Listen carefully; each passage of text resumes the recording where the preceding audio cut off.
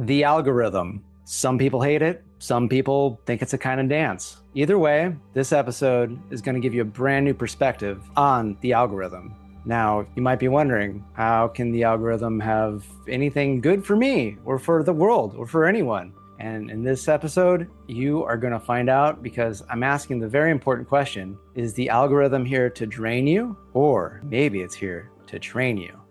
So stick around. Are you ready to live a life with enough time, money, and energy? Have relationships and connections that delight you? Are you ready for the extraordinary life you know you've been missing? If so, then this is the place for you. I'm a best-selling author, coach, consultant, and speaker who's worked in technology for over 2 decades. I'm a leader at transforming people and organizations from operating in fear, obligation, and guilt to running off joy, ease, and love. It's time for Engineering Emotions and Energy with me, Justin Wink, Ph.D. Now, let's get started. So, the algorithm, it's not just a dance craze. Algorithm, rhythm, dance. And most of you know that it's what kind of dictates what we see or are allowed to see or think we're allowed to see, depending on what media we're consuming. Like our Facebook feeds or YouTube feeds and even news feeds, or even what products you get served up at, Amazon or other online retailers, are dictated by some algorithm that you believe you don't have any say over. Yet, is that actually true? Because I was just thinking about how last night I was like, oh, I'd kind of like to search for this video on YouTube, but I don't want to impact my algorithm, because I've noticed I have YouTube at 3 distinct places. I have it on my computer, I have it on my TV, and then I have it on my phone. And depending on each use, I'm usually in a very, very different mood. And on my phone is usually like I'm going to sleep and I want something to sleep to. So it's usually something, kind of boring, mellow to listen to, or it's just like tones or frequencies, things like that just like get me into a zone so I can sleep or relax or whatever it is. And I was on my phone and I was like, oh yeah, I don't think I want to search for that because I don't want to mess up the algorithm. Which brings me to the point that if I'm worried about messing it up, that means who's in control, me or the algorithm? Many of us feel like we are at the mercy of the algorithm. Yet really, the algorithm is just an accelerated version of our own mind. I've done many episodes on this podcast about how important your attention is. Why? Because your attention leads to where your energy goes. And so if someone else can get your attention, that means someone else can get your energy. And that's why advertisers want it, because what is your energy? It ultimately ends up leading to your money, because your money and your energy, they all go together, whether you believe it or not. It's not important. But if you take control of your attention, then you have control over your energy and ultimately your money and what quality of life you get to lead. And so is the algorithm really out to harm you, or is it here to train you and let you recognize how important it is where you place your attention?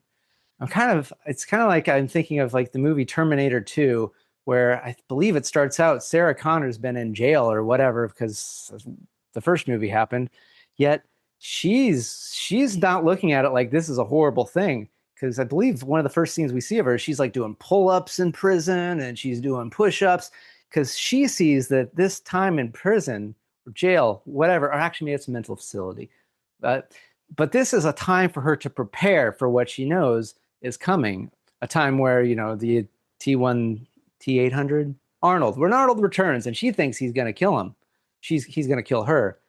Anyway, I don't want to spoil the movie getting rid of it, but the point is, 2 people can be in the exact same situation. One can view it as, oh, this is something being done to me to harm me, and the other can see, oh, this is my opportunity to get ready for what's coming.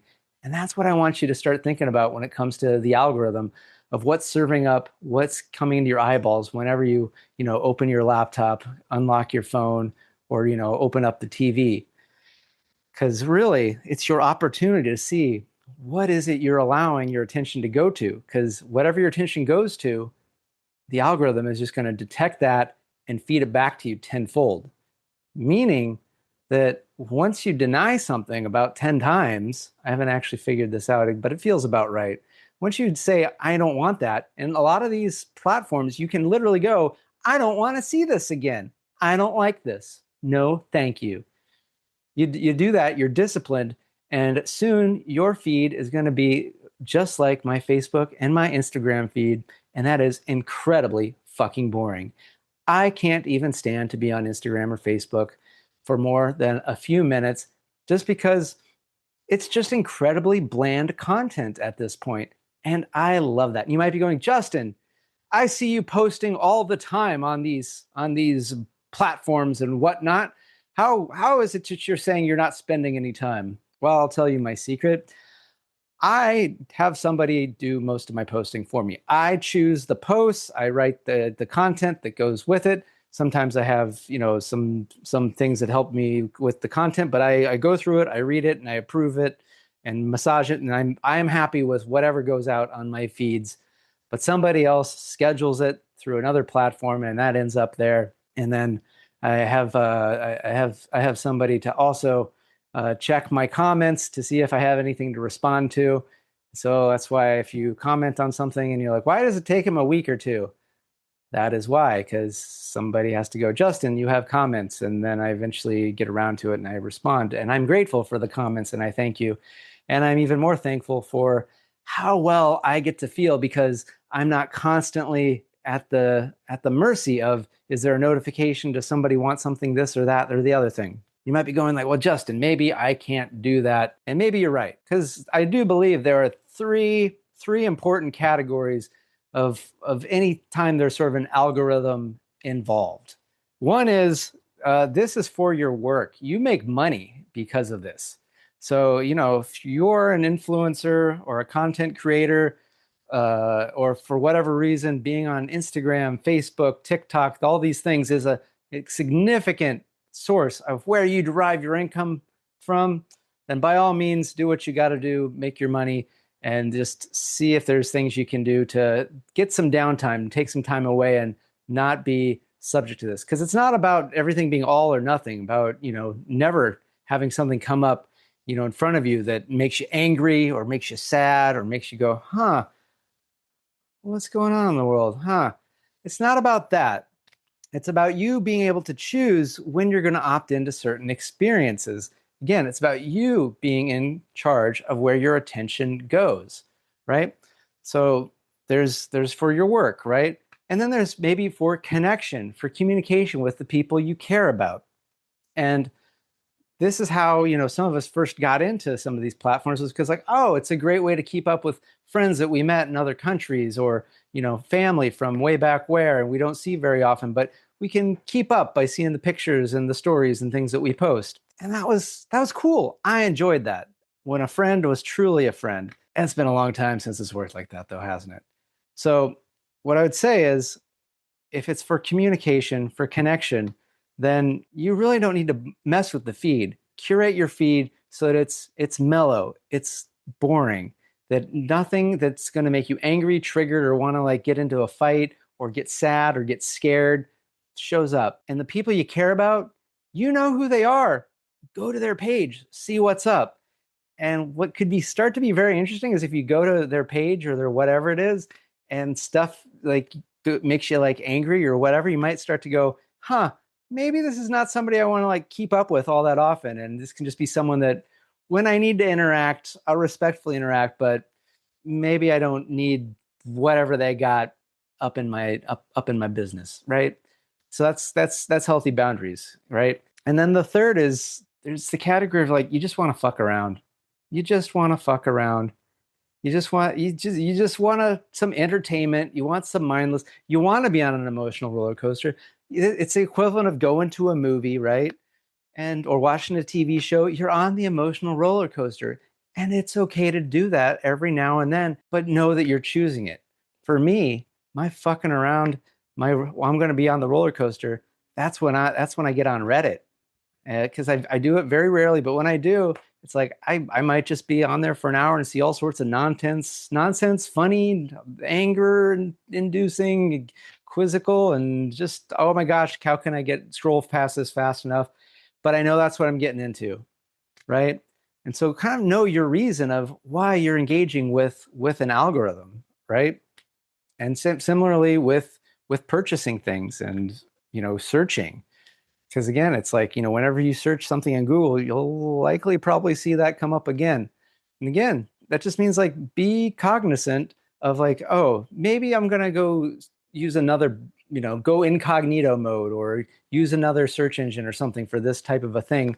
Because for what I want my 90% of my life to be, I don't want, just because I thought of this once, to be a whole lifestyle choice all of a sudden that I let the algorithm kind of like get swept away with, and I went with it. So when you start to look at it that way, that the algorithm is here to train you, that where you put your attention has impact and you can control where you put it. And so thus you can always be in control of how you are impacting your world, your emotions, your experiences, your thoughts, your connections, and what's coming into your life. Then the algorithms are really fucking awesome, right? So if you start to look at it as they're here to train you instead of drain you, that like, oh my gosh, there's nothing you can do, it really gives you a chance at a life of peace, life of joy, ease, calm, love, all these great things that I know you want to experience more of, because that's why you listen to this show, watch this show on YouTube. And definitely thank you for being here. So I'm curious, what are your thoughts? Have you ever tried to curate your algorithm on any type of platform? Or, do you just sometimes go, all right, let's see what happens? And this goes for like, music, like Spotify or other things where, your listening habits tell you what's going to come up more. Like there's sometimes where I'm like, oh boy, do I want to look for those songs? Then now that's what's going to be coming. Because that's how our mind works. And that's how our world works. Whether you know it, believe it, care. So really the algorithms, they are here to train you. They're not your friend. They're also not your enemy. They just are what they are. And they are a reflection of you. So if you hate what the algorithm is serving you, time to start doing some curating, start doing some shifting, start figuring out why you're using the platform that has the algorithm. Is it work? Is it for personal connection?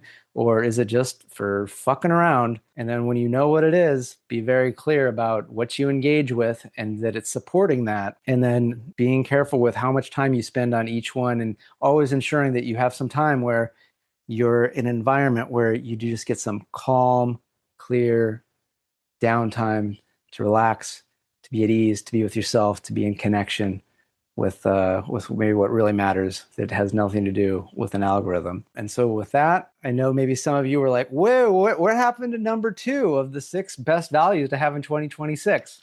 Oh, I'm so glad that you were wondering about that, because they're coming up. I'm not going to be doing them all in a row. Some will be in a row, some may not be. So you're definitely going to want to stay subscribed so you don't miss it. But we will get through all 6 before 2026 is through. I've got them all planned out, and they'll come in good time. So I really hope that you looked at the last one, which was integrity. And so if you value integrity, then working with your algorithmic feeds is going to start to be a lot easier. And it's going to be one of the ways that you can practice being in integrity. Because it's like, oh, when I'm in this mode, I'm only going to be interacting with tools that I have trained to respond in a way that supports the mode that I'm in. So with that, I'd love to hear what your thoughts are. Is this something you've tried? Is it something you're willing to try? Or is it something like, Justin, you're crazy, the algorithm is totally out to destroy us? I'd love to hear. So please let me know, either in a comment or message me, whatever it is. And looking forward to seeing you next time. Thank you and good day. Thanks for tuning in to Engineering Emotions and Energy with Justin Wink, Ph.D.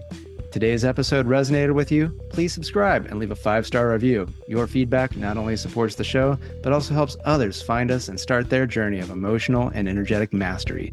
You can also help by sharing this podcast with someone you think will love it just as much as you do. Together, we're engineering more amazing lives.